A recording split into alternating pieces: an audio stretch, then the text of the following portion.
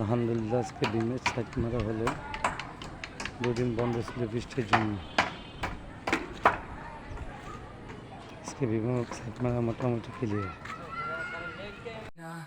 আমার ময়না কথা কও না কেন, তোমার সুরের মিষ্টি বুলি শুনতে যে চাই যেন।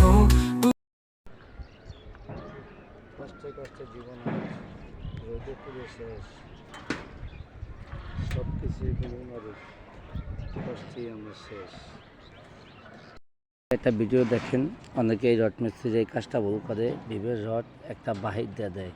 আমরা সম্পূর্ণ রডই কলমের ভিতর দিয়ে দিছি।